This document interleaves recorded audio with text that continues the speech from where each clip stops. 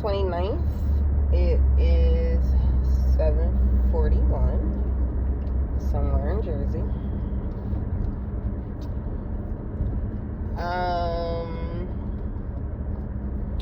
Well, what happened today? Supreme Court struck down continuing affirmative action.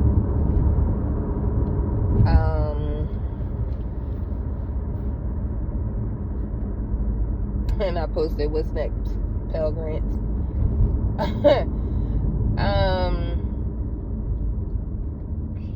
I don't think that, I don't know.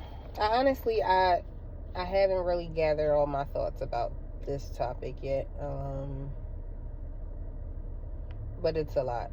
It's like a lot of moving parts or whatever. But affirmative action, Supreme Court got rid of it.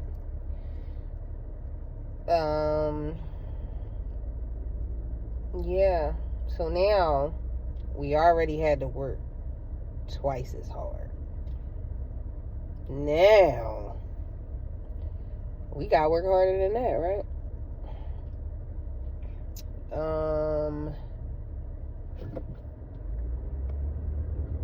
Yeah.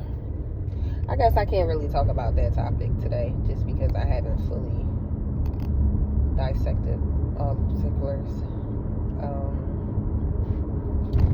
But I uploaded a post earlier that I did the video yesterday, and in the midst of it, I was talking about the BET Awards, and it was a little long, but that's how we are, black people. We talk a lot, especially when we are getting awards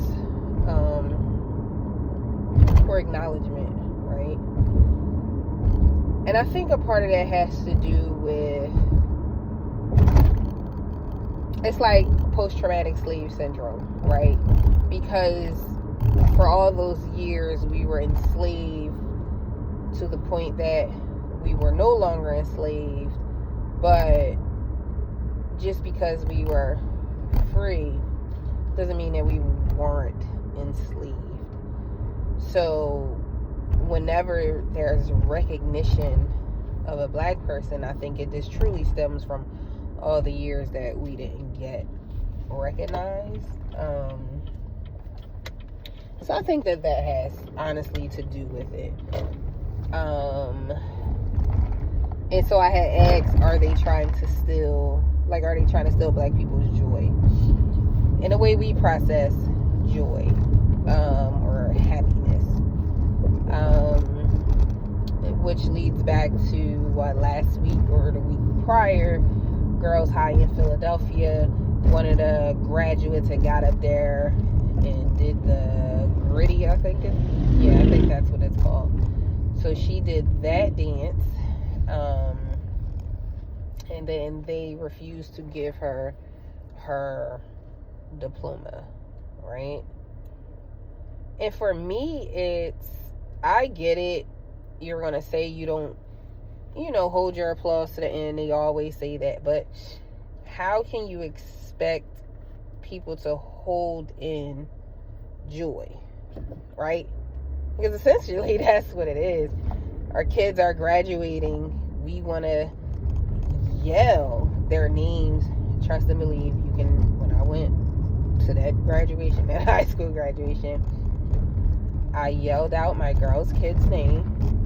But then also, all the little girls that she done brought to the house at one point in time, I yelled all of their names out because I am genuinely proud of all of them. Graduating, good grades, all going off to college, no major life hiccups. One of them, but whatever. It's just life, and things happen.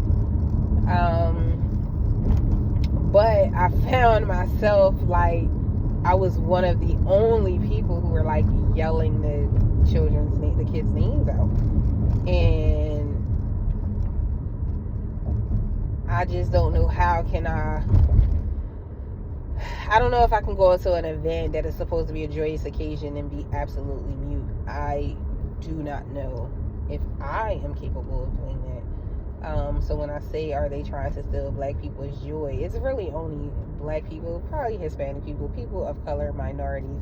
It's probably just us who, when something happens, like, we show out, we throw parties. That's what we do.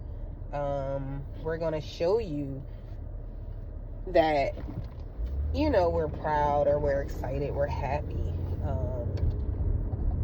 Yeah. And I think that, yeah, when it comes to graduations or ceremonies, plays, whatever it is, hold your applause. But in a sense of a BET award, the BET Awards, where it is black owned, like Black Entertainment Television, that's what it stands for. It shouldn't be nobody complaining that, oh my God, it's too long, or, you know, I just feel like you of all people should understand, like, granted, I personally may not know the magnitude of getting a BET award, but I'm not going to diminish anybody else's feelings towards it if they're winning an award. Or graduation or receiving a diploma, or a police officer graduating the academy, stuff like that. These are joyous occasions. And I don't know, it's like they don't even want us to celebrate that, you know? What else? So that was just some thoughts, just some random thoughts.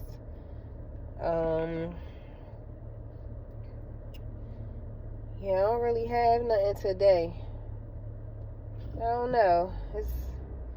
It's a lot. I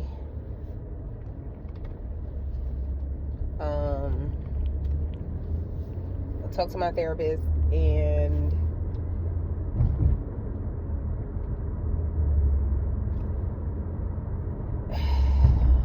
trying to, I guess, find similarities between cultures, pretty much just in human existence. I think that all people, whether male, female, whatever race, ethnicity, sexual orientation, whatever it is, I think that we truly do have, there's one thing that we all have in common, and I'm trying to, like, figure it out. Like, in a human experience, there is something that we all go through aside from grief. Everybody's going to go through grief, but everybody just has different ways of handling it. But everybody will experience grief at one point in their lives.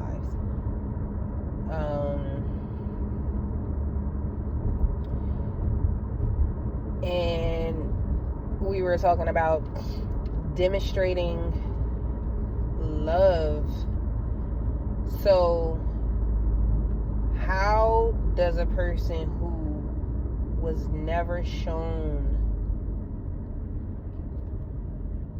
what love looks like, how do they in turn show it towards somebody that they may love?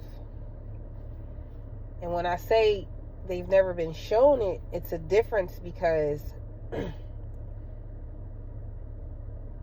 you can know what love feel like the feeling that you get to know that I know that this person loved me. But if this person never told you they loved you, does that play a role in you thinking whether or not they do love you? Because they've never told you, but they've showed you in different ways that you can, like, you can feel it, you know? So when we have children who are never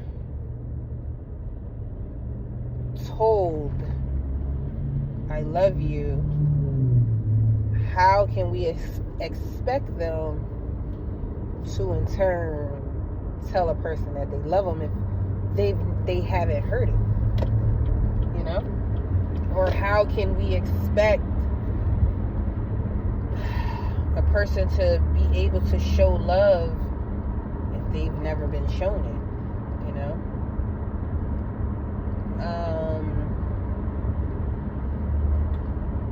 In some cultures, not even in some cultures, in some families, like, you know, you don't say I love you, but you know that you're loved, if that makes like any sense.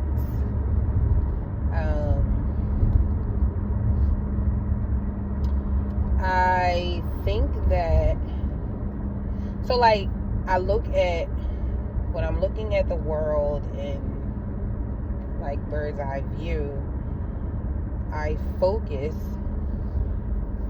like I truly focus on our children and how they act towards one another, but then also how they act towards adults. And sometimes, you know, I'm never speaking from an all situation. It's just observations.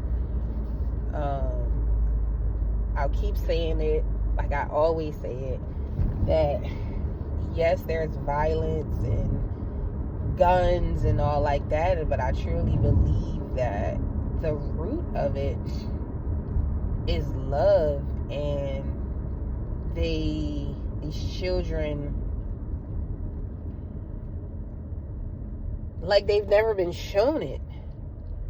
They've never been told I love you. They've never.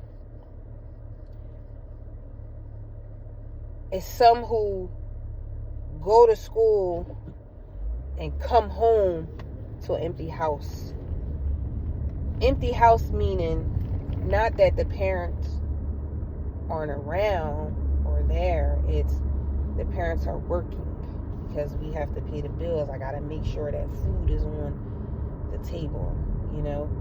But then it's some who you don't even get that. You don't, like I tell people now, even with, I go to work every day. I see these people 5 days a week. But once we leave at 4:30, unless I know you and we hang out, then I don't know your life. I don't know what you're going through when we leave out of here at 4:30. Everybody is struggling in some way, you know, some form. And even like, you guys may think that like rich people aren't struggling. They are, because even though they're rich, it's the same thing we're looking at it as. I seen a lady crying about the price of grapes. She just paid like $11 or something like that for a bunch of grapes, and it's like, what the hell is going on? You want us to eat healthy, but the grapes cost $11. But a pack of fruit snacks might cost $8 or something like that for 24. You know? So sometimes they cut corners. But anyway, back to the kids. So yeah, I don't know if they've been shown like genuine love, unconditional love, that yes, in your human experience you are going to mess up. It happens, and it is okay, and it is not the end of the world. It's not the end of the world. But I think sometimes people mess up and they're not afforded the luxury of that second chance. And it could be a small mess up, from getting a bad grade on your report card, or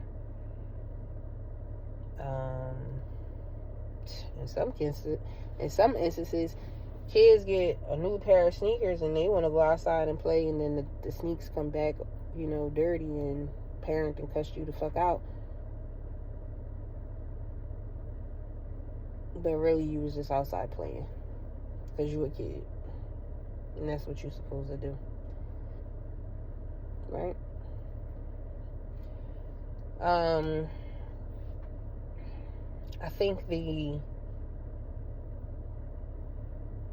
I just think that honestly we've just lost our human experience and our human connection that we have with one another. We don't care about your neighbor. I know my neighbors, but it's people who live on blocks and they don't know their neighbors.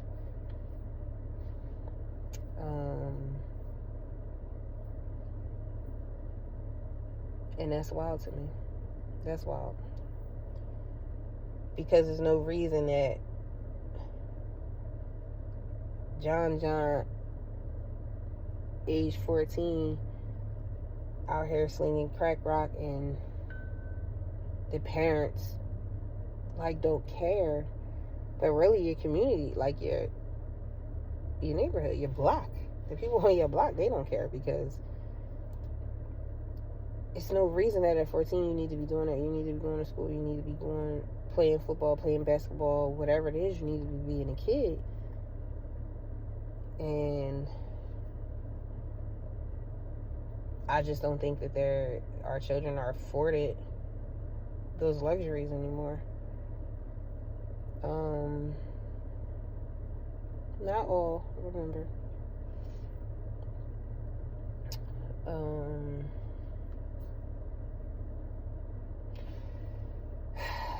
Yeah, that's all I got.